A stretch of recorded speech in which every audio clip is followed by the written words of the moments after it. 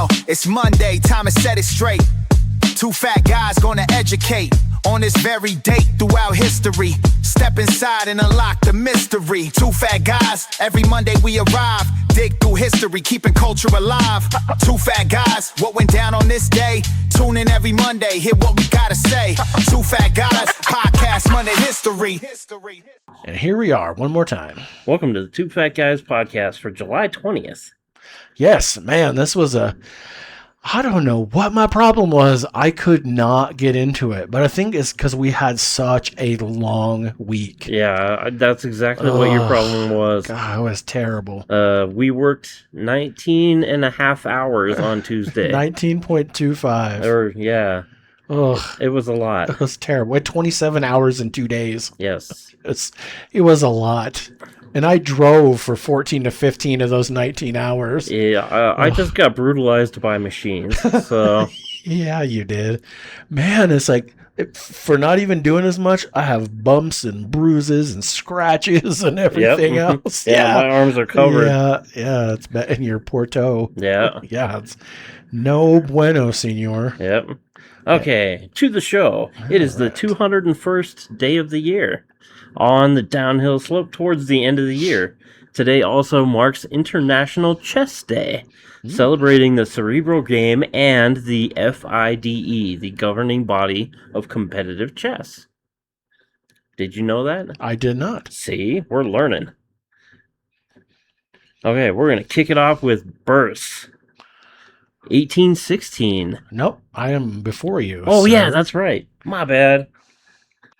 All right, my first one is 356 BC.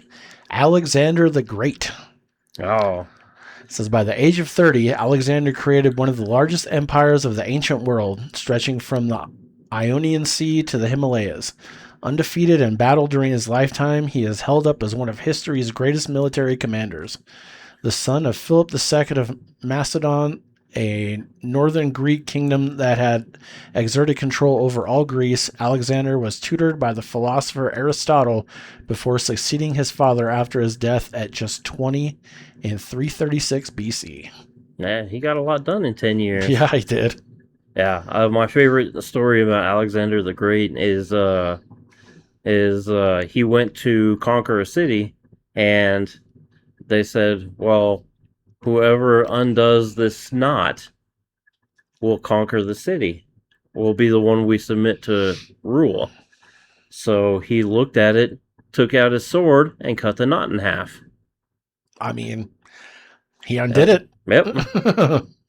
Yeah, so the parable came to be known as the Gordian knot, if you've ever heard of it. It's like the unsolvable thing for someone, and then somebody else comes and just has a solution instantly and just cuts through it. It's funny because I didn't know that story, but that was my first thought is let's cut it in half. Yep. Problem solved. Well, yeah, but if somebody tells you you're supposed to undo it, then... I mean, he did. He undid it. It did indeed come undone. Yeah. It was no longer a knot. Yes. It was not a knot. Exactly. It was knotless. All right. 1816. Happy birthday to Sir William Bowman, the English doctor and anatomist that discovered Bowman's capsule in mammalian kidneys. They're going to see a theme here. Bowman's glands in the sinus cavity and Bowman's layer in the eye. Probably didn't have an ego or anything. Nah. He was... In his spare time, he was a successful ophthalmologist, one of the first doctors to normalize using an ophthalmoscope that was created by his colleague, Hermann Helmholtz. So that was kind of cool. Yeah. Being a blind guy, I always like those kind of things. Yeah, for sure. All right, next up, 1822. Gregor Johann Mendel, the Austrian biologist and grandfather of genetics. His pea plant tests empirically proved dominant and recessive genes. Kind of. The modern researchers have looked at it, and they think he doctored his results to be more drastically positive. because while he was finding the right things, he was going about the wrong way of finding them by modern Yeah. views. Back then, I mean, he empirically thought that that's what he had found, and I mean, it worked. Until we developed a more modern understanding of genetics. Yep. So, but yeah, I'm sure in high school you had to. You have to crossbreed plants? Mm-mm. No. Oh, that was cool. We did. No, that would have been cool. I would have been down with that. Yeah. No, We were doing some herbs. we had to babysit eggs. Oh, okay. Yeah. So stupid. Yes. You can tell about when it was because my egg's name was Rat, R-A-T-T. Did it go round and round? Yeah, it went broke. Uh-oh. Yeah, just like Rat. Yeah. Next up, we have 1908. Mad Dog Cole. Born in Ireland in 1908, Cole immigrated to the United States with his family as a young child. He quickly became involved in criminal activities, joining street gangs and developing a reputation for his wildness and violence. In the late 1920s, Cole began working as an enforcer and assassin for Dutch Schultz, a notorious mobster. Their relationship soured, however, leading to a violent gang war between the two. Cole formed his own gang and engaged in kidnappings to finance his operations, including the high-profile kidnapping of George Big Frenchy Demange. Cole's notoriety peaked with the alleged accidental killing of a child during a kidnapping attempt in 1931, earning him the name Mad Dog. Oops. Despite being acquitted of the murder, Cole became a target for other mobsters, including Dutch Schultz and Oni Madden, who placed a $50,000 bounty on his head. In February of 1932, at the age of 23, Cole was killed by gunmen while using a phone booth in Manhattan. His killers were never identified. Imagine that. Oh, I mean, that's surprising. You would figure the guy who hit the jackpot, so to speak, would be like, yeah, hell yeah, it was me. Well, it was mobsters that put the bounty out, so the mobsters know who it was. But well, yeah, I mean, but still, I mean, $50,000 of money back then is millions today. Mm-hmm. I mean, they wouldn't know who I was, but they would know that something had happened. Right? So it was a setup that he was at the phone booth at that time, so they gunned him down. Yeah, clever. Yep. I can't remember. Did you say you had 1929? I do. All right. Are you kidding? We're the two fat guys. Of course we've got this one. Right. Happy birthday to Mike Ilitch, founder of Little Caesars. From his little pizza empire, he would also become part owner of the Red Wings and the Detroit Tigers. By the time he passed away, his companies were worth $6.1 billion. So he did pretty okay for himself. $1 billion. Indeed. And as a fat guy who loves pizza, I appreciate the convenience of a Little Caesars. Yeah. Not necessarily the taste or anything, but the convenience for sure. Well, I put my words together carefully. I mean, it's not terrible, but it's not great either. No, but it's $10. Yeah. You get a pizza for $10, it's all right. And it is pizza. Yes. So.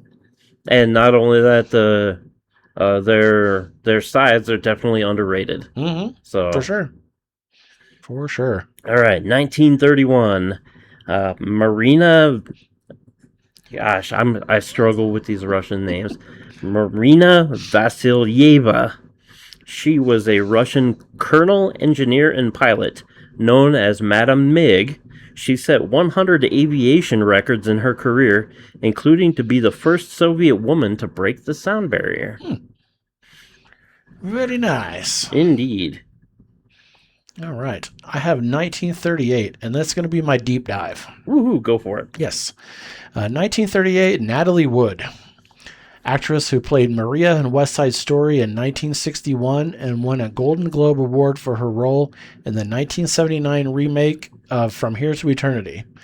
As a teenager, she was nominated for an Academy Award for Best Supporting Actress for her work in Rebel Without a Cause. She made her film debut at age 4 in a 15-second scene in the film Happy Land. She was nominated for a Saturn Award for her role in the film Brainstorm. Okay, then here's my deep dive part of it. Natalie Wood drowned at age 43 in November 1981 during a weekend boat trip off California's Catalina Island. Her husband, Robert Wagner, her co-star Christopher Walken, and Captain Dennis DeVerne were aboard the yacht. Following a night of heavy drinking and an argument, she went missing and was found in the water. On November 29, 1981, Wood's body was found floating face down in the ocean, clad in a nightgown, down jacket, and wool socks, about a mile from her yacht, the Splendor. Her 13-foot inflatable dinghy had washed up on the rocks nearby. Wagner reported to authorities that Wood had disappeared sometime during the night. Initially, the Los Angeles County Coroner's Office ruled the death an accidental drowning, concluding Wood likely slipped and fell into the water while attempting to board or untie the dinghy. However, in 2011, authorities reopened the investigation after the yacht's captain, Dennis DeVerne, came forward with new information. DeVerne alleged that Wagner and Wood had engaged in an explosive argument earlier that night and that Wagner delayed calling for help. In 2012, the medical examiner amended Wood's death certificate, changing the cause of death from accidental drowning to drowning and other undetermined factors. This change was prompted by newly discovered unexplained bruises and scratches on Wood's body that may have occurred prior to her entering the water. In 2018, investigators officially named Robert Wagner as a person of interest. While Wagner has always denied any involvement and maintained that her death was a tragic accident, the official classification of the incident remains an open and suspicious death. It's always the husband. Yeah. Well, the funny thing is, I didn't know that Christopher Walken was there. That was new information to me. Oh, yeah. I didn't know that either. Yeah, I had heard all the other stuff. Mm-hmm. The reason I did the deep dive was just because of Christopher Walken. Yeah. Because that was, like I said, that was new information to me. I did not know that. Wow, that's pretty wild. Yep. Yeah, that was crazy. I was like, man, poor Christopher Walken. No. It's like, what does he know? I don't know. It depends on how much he was drinking, I guess. They were all getting hammered. Yeah. But, yeah, it's pretty wild. All right. 1938, we also say happy birthday to Dame Diana Rigg, English actress who starred in the Avengers TV series in the 60s. Do you remember that? Mm-mm. Good, you shouldn't. It was terrible. I was not alive. Yes, neither was I, but I watched a lot of reruns when I was a kid. She's known to modern audiences as Olenna Tyrell, the feisty old lady in Game of Thrones. Also, I did not watch that. Yeah. It's hit or miss. Like seasons 1 through 4 are really good, and then it like falls off the cliff. I tried. We watched the first episode, and I just was not into it.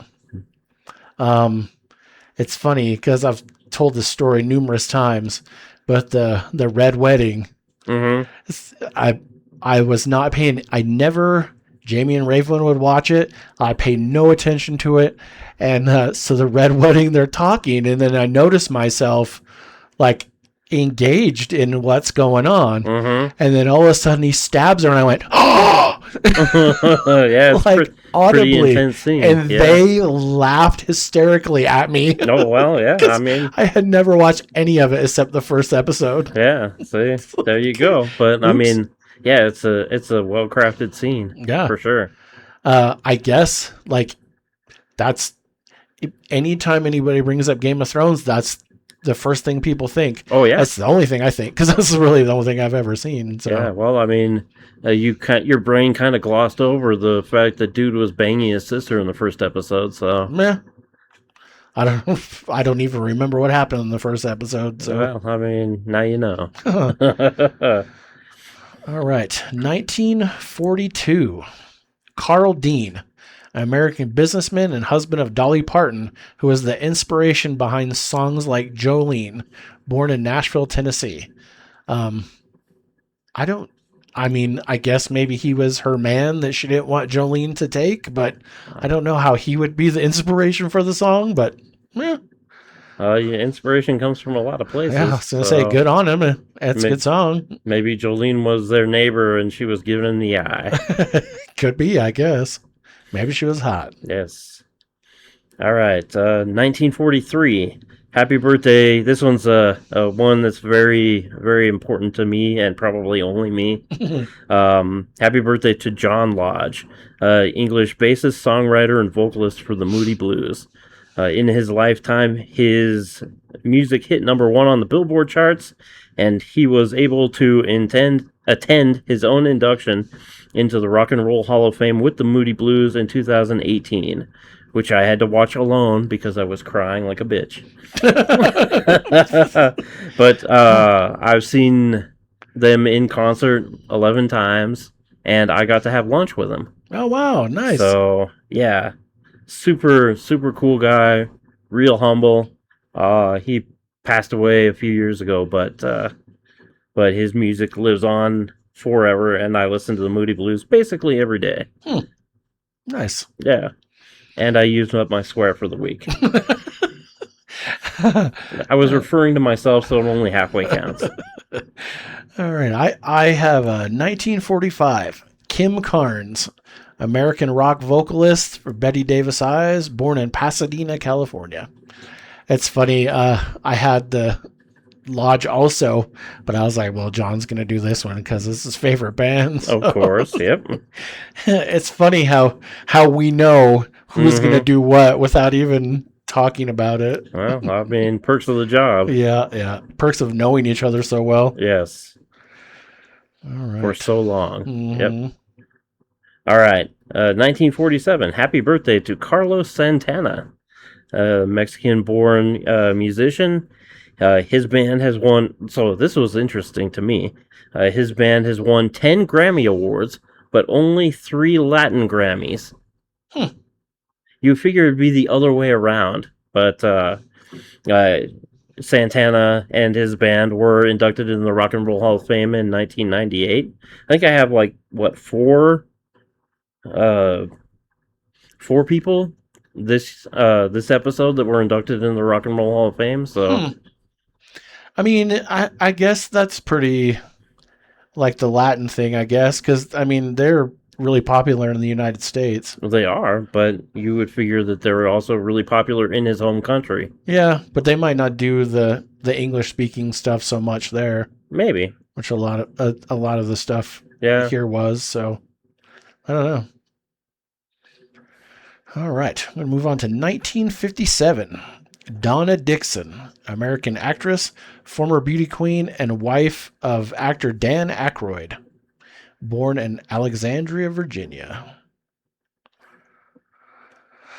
And I'm trying to decide the next two. Trying to decide who's going to do these two.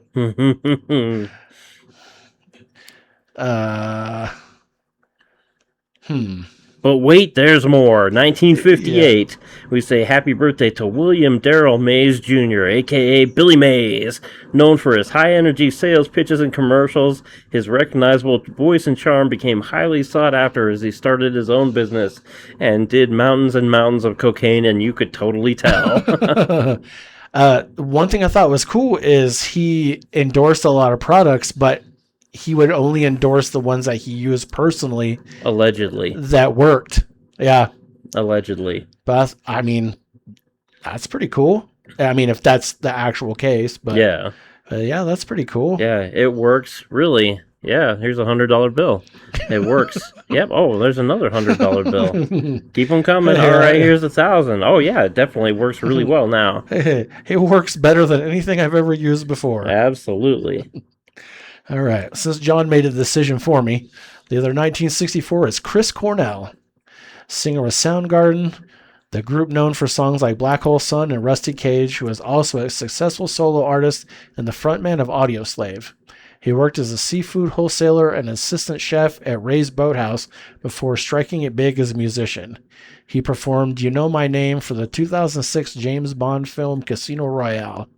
And I didn't put a whole lot because we had talked about him already. So for his death, that is so crazy how that keeps happening. Yep.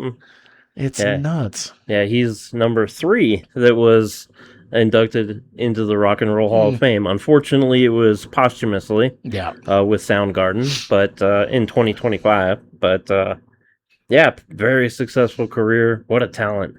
For sure. For sure. And I was telling you, I was watching it was a TikTok or YouTube or something, and they had isolated just the vocals from the beginning of his career to the end, and it was insane how much better he got over the years. Oh, yeah. I mean, as good as he was at the beginning, it was nuts at the end. Well, I mean, that's the magic of practice. Is you just get good, and get Yep. better. They say that being talented is 20% talent and 80% practicing it. Yep, for sure. I saw something today. I saw a video. I almost sent it to you. It was a video of Loverboy performing recently in concert, I think this year. Not great, huh? The dude is my size. I mean, granted, he's an old man now, but yeah. wow. It was pretty sad to think about, the olden days Yep. back in my teens. Like, whew, man. All right. My next one is 1964. Actually, I have two 64s. All right. The first one is Dean Winters, American actor, Brooklyn Nine-Nine and Oz, born in New York City. He is the one that is Mayhem in the State Farm commercials. So what I was telling you, what I looked up before, is he had an accident and he lost some body parts. Yep. He had 2 toes and half of a thumb amputated. These procedures stem from a severe bacterial infection in 2009 that caused cardiac arrest and subsequent gangrene, leaving him with chronic neuropathy. Winters contracted a bacterial infection in June 2009 that forced his heart to stop beating for over 2 minutes while in an ambulance. After being revived, he spent 3 weeks in the intensive care unit and was later hospitalized for 95 days. He developed gangrene as a complication, requiring multiple reconstructive surgeries, skin grafts, and the amputation of 2 toes and half of a thumb. Like, man. Yeah, eat it, Mayhem. You Yeah. want to cause chaos for all those people in the commercials. Yeah. It's your comeuppance. There you go. Yeah. Poor dude. I really like him as an actor. I think he's a really good actor. Yeah, I mean, he's pigeonholed into... Being a jerk off. Yeah. But I mean, he does it so well. I mean... He really, go with what got you there, I yeah, guess. absolutely. I mean, he would never be the rom-com guy, but No. he is funny. He Oh, is yeah. hilarious. Yep. I mean, I guess he could be a rom-com guy if you wrote the right part for him. You would have to write it for him in mind.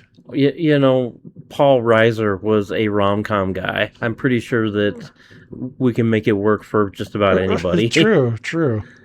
Paul Rudd was too. Yeah. Well, Come to Paul think of Rudd's it. a really good-looking guy, though. Yeah, very true. I mean, I think Dean Winters is a pretty good-looking cat. I mean, not so much now that he's a little bit older, but I mean, back when he started. he can't exactly use a keyboard to its fullest capability anymore, so you kind of take a couple of points of attractiveness off for that.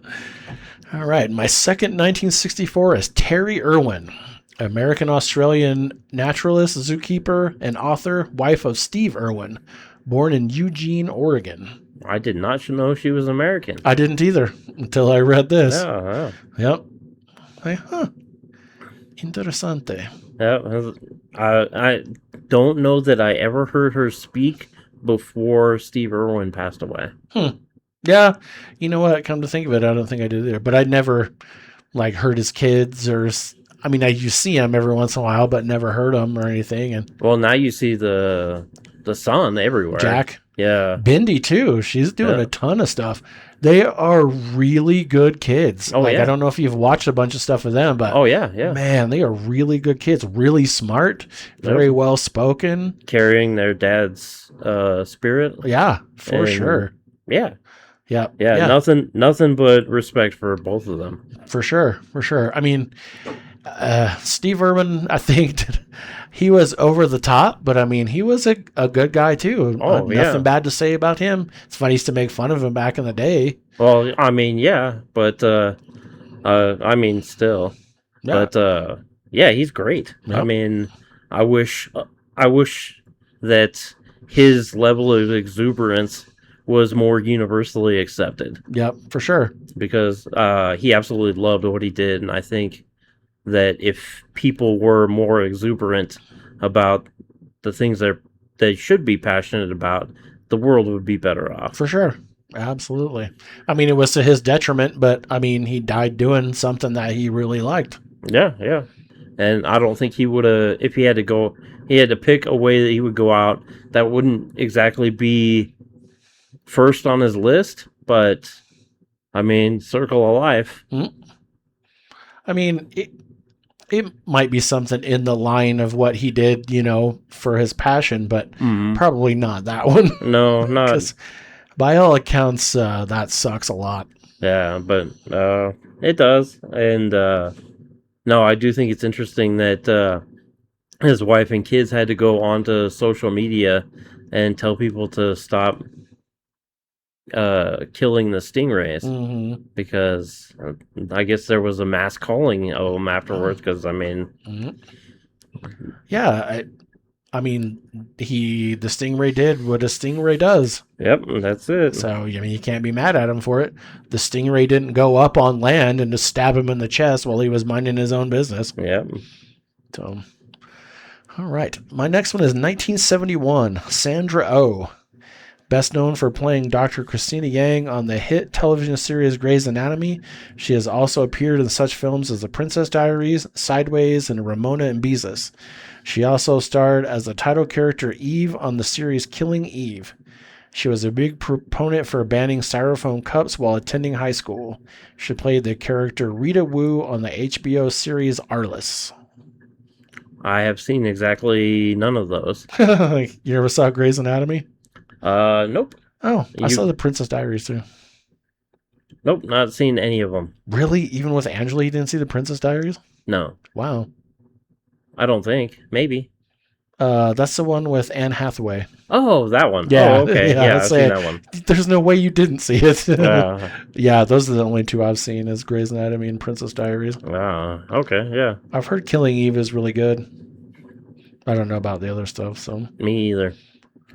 All right, 1973. Happy birthday to Omar Epps, American actor, starred in Major League 2, taking over the role of Willie Mays Hayes from Wesley Snipes. He also starred in Higher Learning and Love and Basketball. Later in his career, he got a co-lead role in the TV series House, where he garnered much acclaim as Dr. Eric Foreman. And I really like him as an actor. I think he's excellent in everything. For sure. So it's funny. Higher Learning, we went to see that in the theater. And I was so angry. Sorry, Crystal Theater. I was so angry that I broke the armrest off. Oops. Yeah. My bad. He once was a backup dancer to Queen Latifah. He was a childhood friend of Marlon Wayans. He formed a rap group called Wolfpack with his cousin back in the day. Thought that was pretty cool. It is. For life, baby.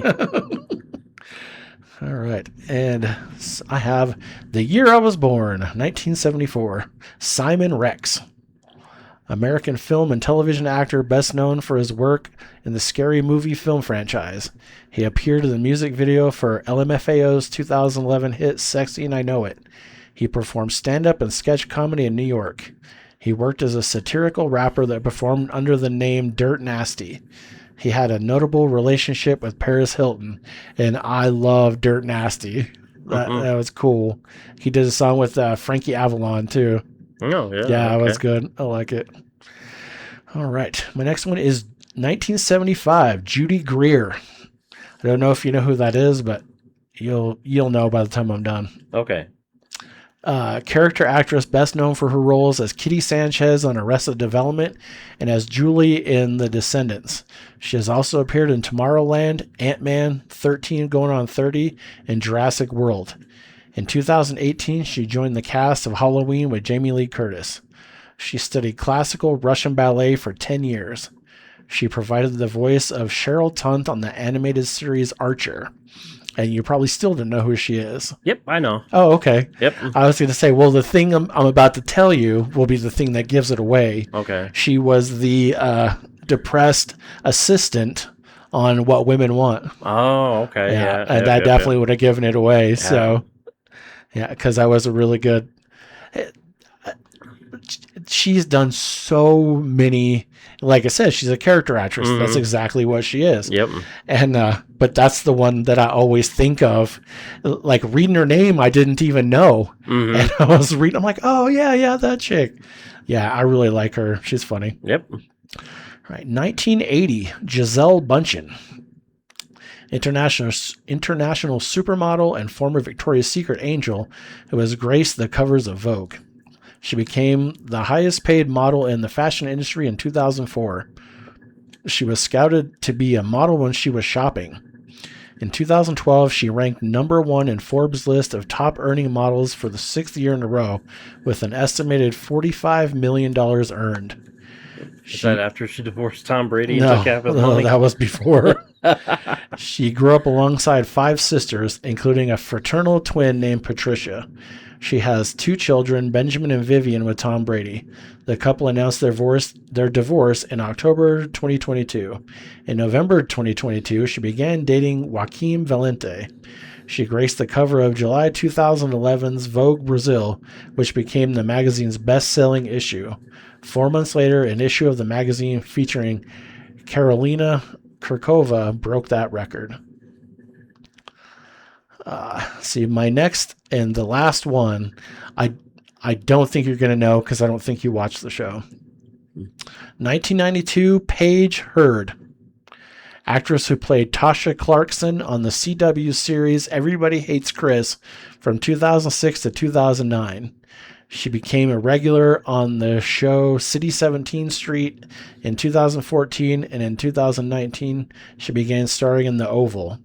She had her first acting role at age 8 on an episode of the television series Felicity. She had film roles in 2003's Cradle to the Grave and 2005's Beauty Shop. She had a small role opposite Spencer Breslin in the 2003 family film The Cat in the Hat. So I love Everybody Hates Chris. Mm-hmm. That's one that Andrew and I watched. I absolutely love that show. It was a good one. All right. We are going to move on to deaths. All right.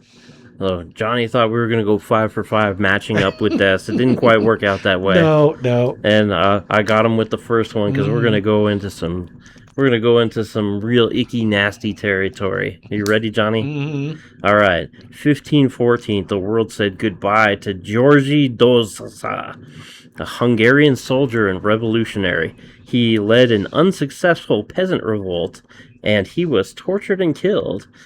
He was forced to sit on a metal throne that had been heated to scorching temperatures. His followers were then forced to eat the cooked flesh before he was quartered. Yummy. Yeah, how is that for a horrible way of going out? I mean, I don't know what's worse, to go out that way or to be one of the followers. Yeah, exactly. Because I'm sure they didn't have happy endings either. I'd be like, man, I don't even like that guy. Yeah. Yeah. Just hearing him just left a bad taste in my mouth. For sure. All right. 1923. Mexico said farewell to Francisco Villa, or Pancho Villa, a Mexican politician and soldier. He was a central figure in the Mexican Revolution and would go on to be the governor of Chihuahua for 2 years before being ousted.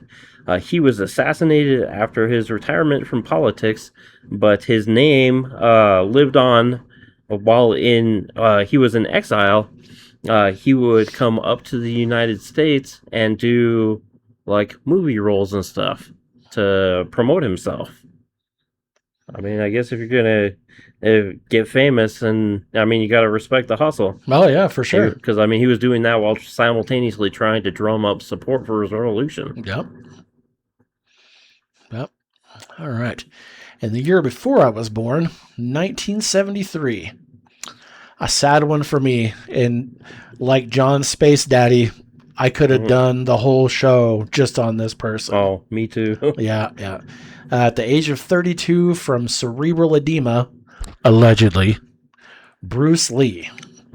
Martial arts icon, actor, and filmmaker whose best-known film roles include the 1970s features Enter the Dragon, The Big Boss, Fists of Fury, and Way of the Dragon.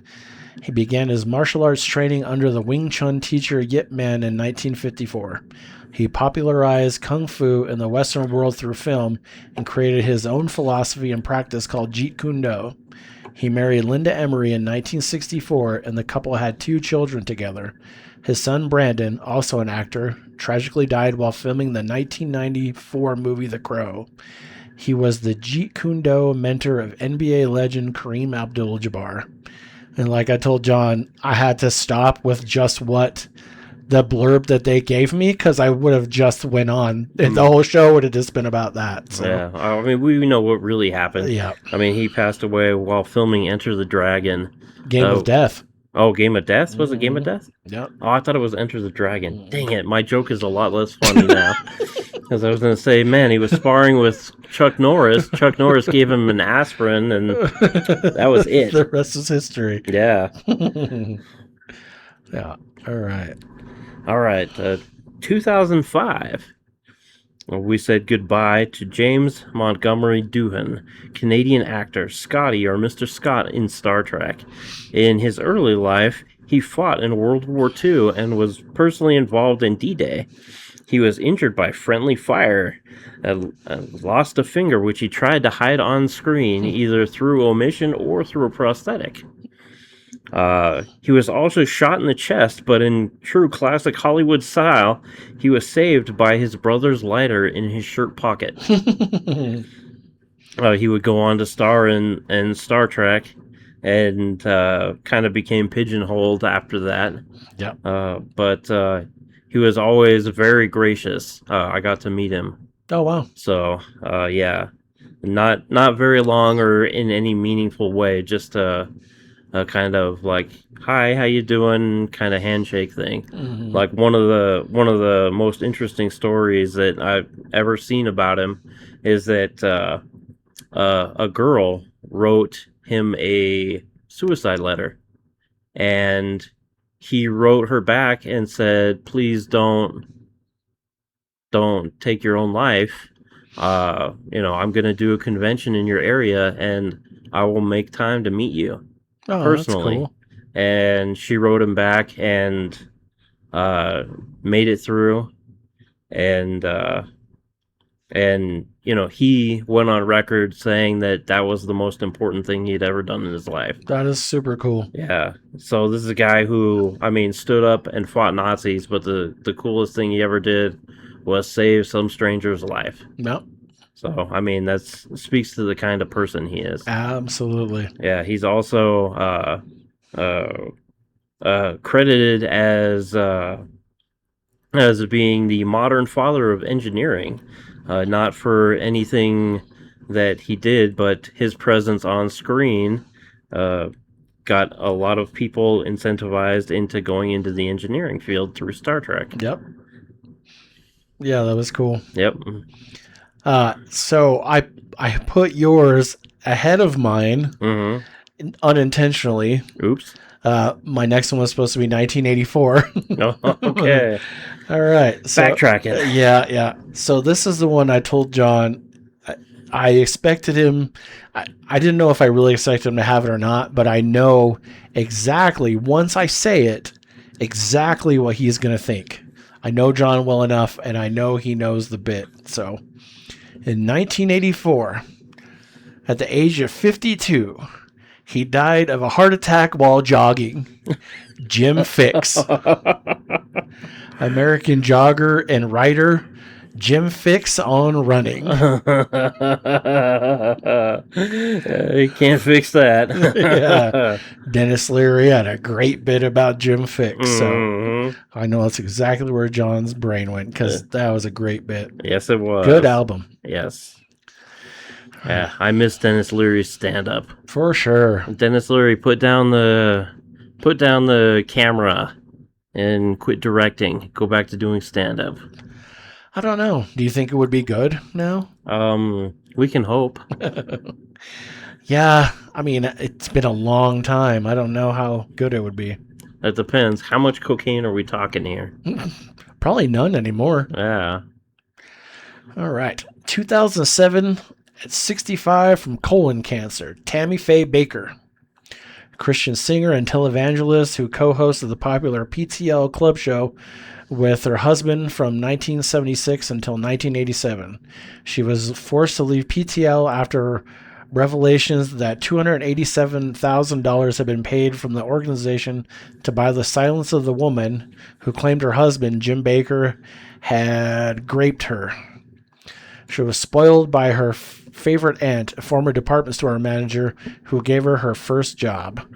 In a move that sharply distinguished her from other televangelists, she showed a more tolerant attitude regarding homosexuality, and she featured people suffering from AIDS on PTL. Her former husband, Jim Baker, went to prison over accounting fraud.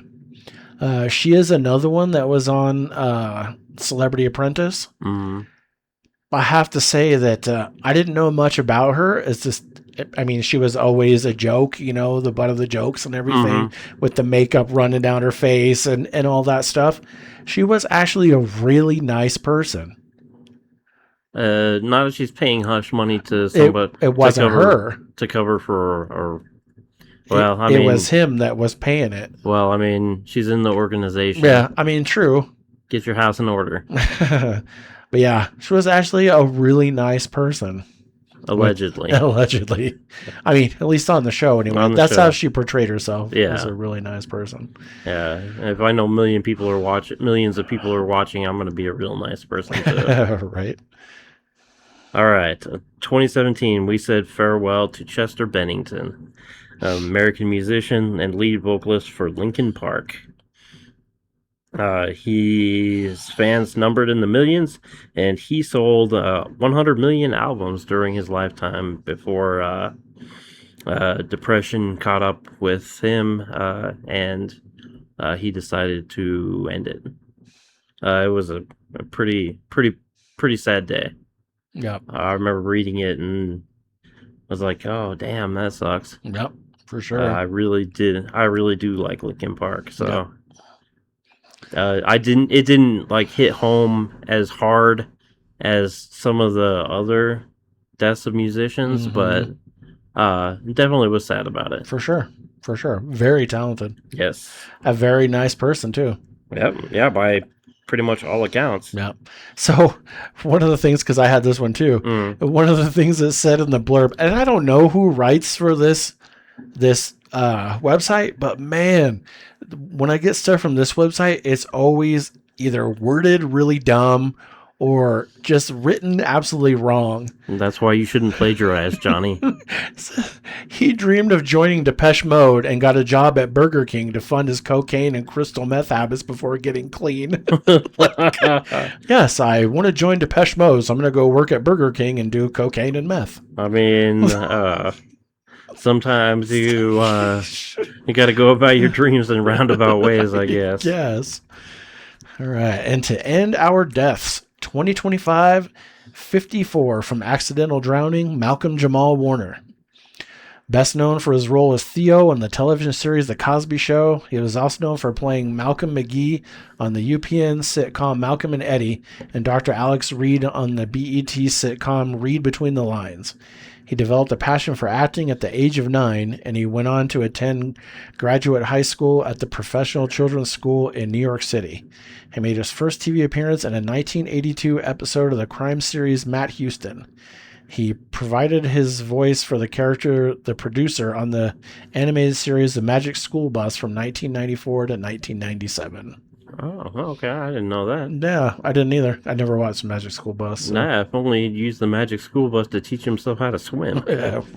Amen. All right, we're going to move on to events, which right. John has the first. I do indeed. 1807. All right. Niepce was awarded a patent for his pyrolurophore, the first internal combustion engine after after it successfully powered a boat upstream on the River Sound for Napoleon. So that's it. Technology, baby. We're doing the things. Yep. I read that one. I didn't write it down, but I did read it. Yeah. I've always had a fascination with engines and things that make fire and make Little motion. explosions. Yes. So I see it and it clicks that little trigger in my brain that goes fire, fire. All right. I have 1869. Children's Hospital of Boston is founded by Dr. Francis Henry Brown and other Harvard Medical School graduates as a 20-bed facility in the south end of Boston, Massachusetts. So soon after the Civil War in 1869, Dr. Francis Henry Brown organized a small group of Harvard Medical School graduates joined by Boston's civic leaders to establish a 20-bed children's hospital in a townhouse on Rutland Street in Boston's South End. The hospital treated just 30 patients that first year. 1 year later, the children's hospital relocated to a larger building on the same street. The patients were predominantly Irish immigrants, and many had traumatic injuries or infectious diseases. Philanthropy completely supported the new hospital. Sister Teresa and the Anglican Order of the Sisters of St. Margaret oversaw the nursing care of the children for the first 45 years of the hospital's existence. And it's still going today, and it is huge. Well, I mean, yeah, I'm sure it had to have expanded from Yeah. 20 beds. But I mean, So- it's massive. Well, yeah, I mean, it would have to be. Yeah, throughout the years, they so because of the infectious diseases and stuff, they started making cottages, Mm-hmm. and so these people would be in these cottages to not infect the others and stuff. It was pretty cool. It was a nice little read. Nice. Yeah. Right on. All right, 1885, the Football Association of England legalizes professional players, allowing athletes to be paid for signing with a team. That was the precursor to the EFL, the English Football League. So, yeah, if there was ever any point where being a professional footballer started, it would be that.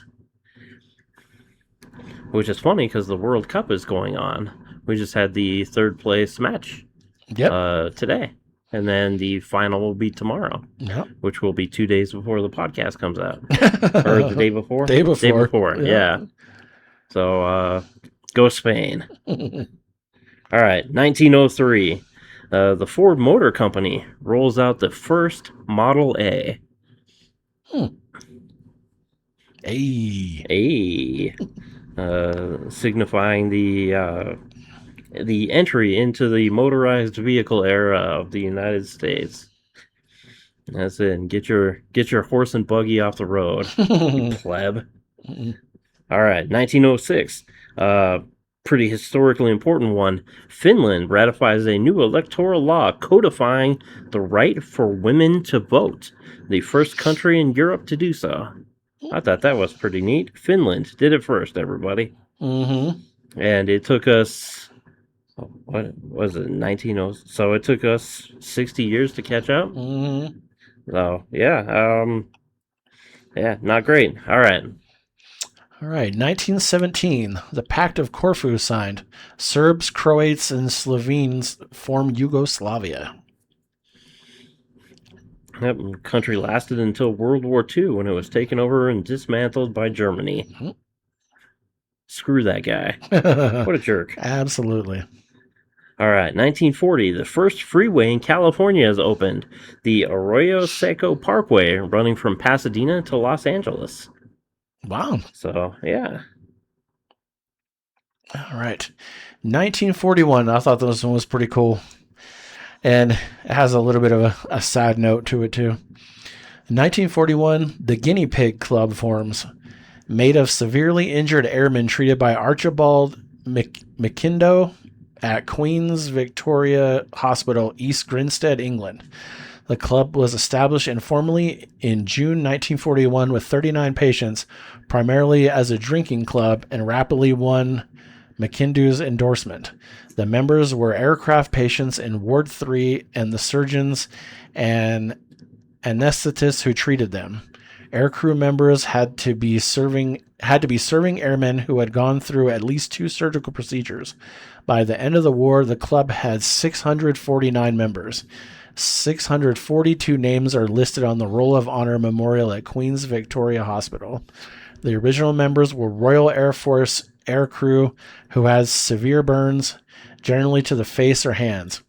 Most were British, but other significant minorities including Canadians, Australians, New Zealanders, and by the end of the war, Americans, French, Russians, Czechs, and Poles. In 1943, a dedicated Canadian wing was built at the hospital on the initiative of the Royal Canadian Air Force and at Canadian expense. So there is an upcoming movie, or at least there was going to be, and one of the stars was going to be Sam Neill. Oh, no. Yeah, but seeing he just died the other day. I think it was before they filmed it. I don't know. Oh, I don't know okay. how much of it is done. Oh, It just okay. says upcoming in 2026. There's really not any information. Okay. But the poster for it has Sam Neill on it. Okay, well. So, I mean, yikes. I mean, what a way to go out. Yeah, that sucks, man.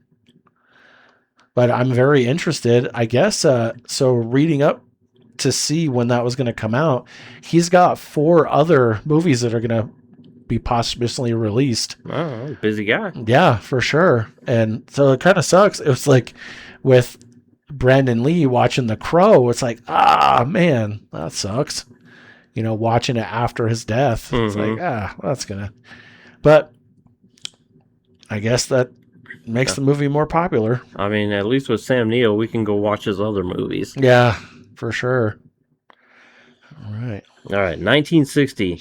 The Polaris missile is launched from the USS George Washington, making it the first submarine-based nuclear warhead-capable missile. Things that go boom.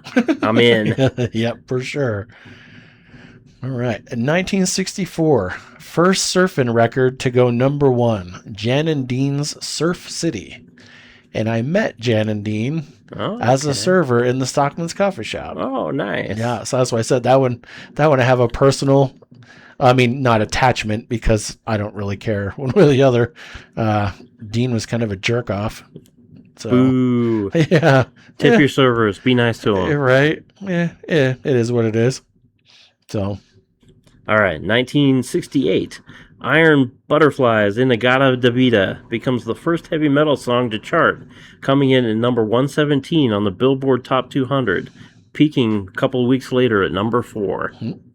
So, big heavy metal fan. I wouldn't really consider Iron Butterfly to be heavy metal, but I mean, I guess for the time. still counts. Still counts. Yep. All right, and then going on, 1969, possibly one of the most important events in human history. The Eagle has landed. Apollo 11 lands in the sea. Allegedly. Shut up, Johnny. I will have Buzz Aldrin punch you in the face.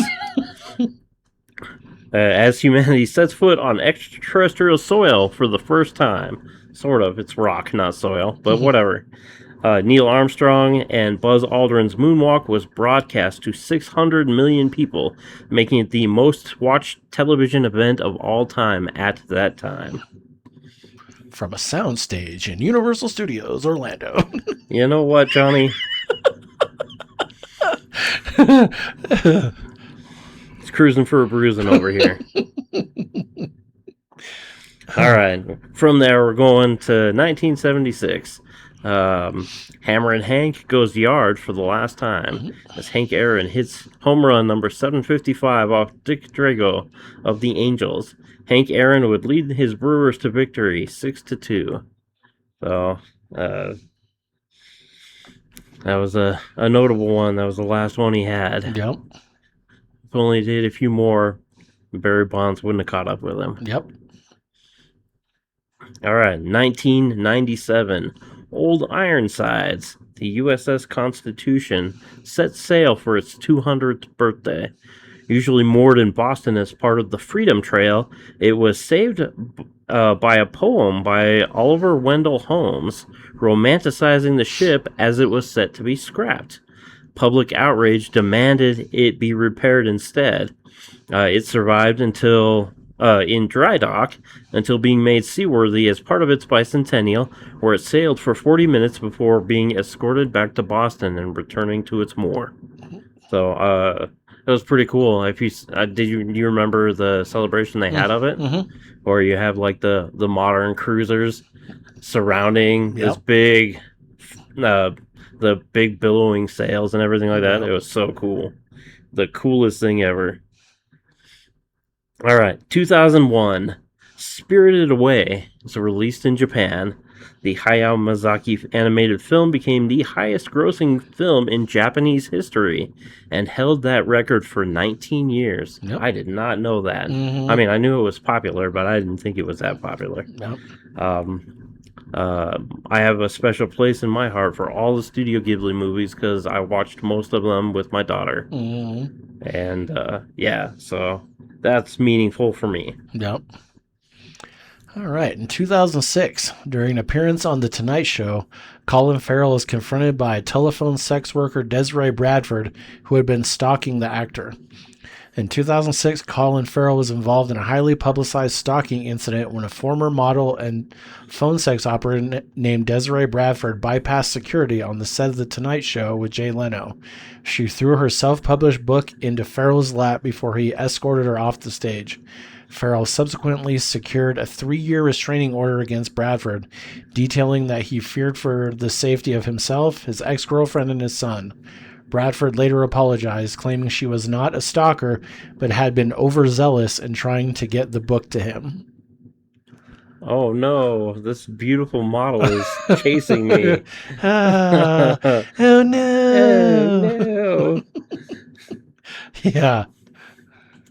All right. We're both going to have something to say about this one, I'm sure. Yeah, oh, yeah. 2012. James Holmes opens fire in a theater in Aurora, Colorado, killing 12 people and injuring 70. He was watching The Dark Knight Rises. And, yeah, what a jerk. Yeah. He was arrested and pled not guilty by reason of insanity. He was found guilty of all crimes, but the death penalty was commuted. He instead was given 12 life sentences, and if that wasn't enough, he was also given an additional 3,318 years past that. Yep.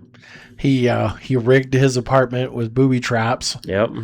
And not very well. Yeah. He also got charged with that too. Yep. That was part of his sentence. Yeah, 1 life sentence for each person he murdered, and then 3,318 years past that. So,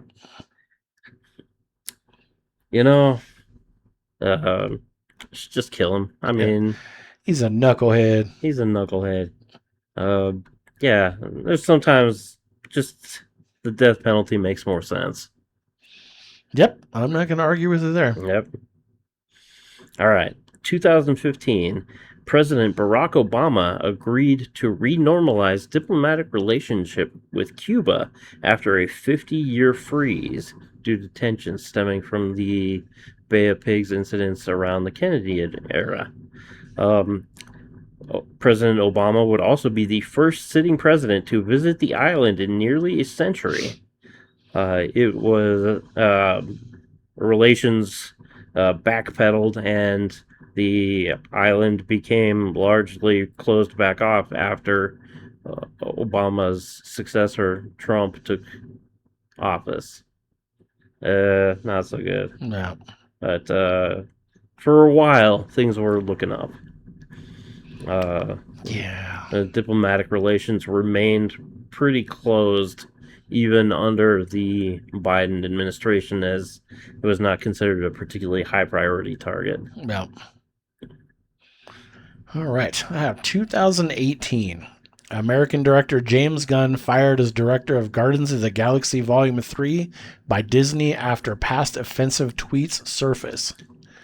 I can't remember. I was trying to remember because, I'm trying to scramble at the end because, yes, I literally finished this about 10 minutes, 15 before John got here. So, Slacker. yeah. Like I said, it was a long week. And the bad thing is, today is Saturday, and we're supposed to record on Monday next week's, and I barely got this one done. Oh, cram session. For You're going to have to do more cram sessions. Yeah. Yeah, no.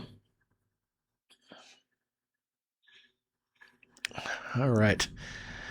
I also have 2020. Scientists find evidence of volcanoes on Venus, showing the planet is not as dormant as previously thought. And then, do you have any more? I do. I have 2021. Okay, go for it. All right. The New Shepard NS-16 flies billionaire Jeff Bezos to space, operated by his company Blue Origin. Bezos' brother Mark, Wally Funk, the pilot, sort of, and Oliver Damon, whose seat was won at auction for $28 million, joined Jeff Bezos on the first fully automated space flight. Nice. We have all of these billionaires, and none of them have become Batman. Do better, guys. Right? All right. I have a 2021 also, and that will close out the show. 2021, Lena Bloom becomes Sports Illustrated's first transgender cover model. Who? I don't know. Okay. But I thought that was pretty noteworthy and cool, I mean, not if you don't know why they're there, I guess. But I mean, it's the stigma of we can't have transgender anything anywhere, but Oh, yeah. Oh. But I mean, I think that's pretty cool. Yeah. It's like everybody got mad about the one trans girl in the Bud Light thing, and Kid Rock was shooting Bud Lights and everything else. Oh, yeah. Well, I can't remember. I don't her think name, that one was transgender. I thought it was just a cross-dresser. I'm pretty sure she was trans. Oh, okay. I don't know. But it's like, I mean, yeah, people. it's 2026, man. Yeah, people have outrage about all kinds of dumb things. Yep. Be who you want to be, Absolutely. as long as you don't hurt anybody else or Yep. kids. For sure. All right. We're going to be who we are, and we're going to get out of here. Do all the things that we tell you to do every week. Like, subscribe, comment, share. Go to the socials, do all the fun stuff. Yes, and follow. Go check out. We post fun, interesting factoids every single day on TikTok and YouTube and Instagram. sometimes. All right. And on that note, we'll see you next time. All right. Toodaloo. True fat guys, turn it up. True fat guys, yeah, you know what's up. True fat guys.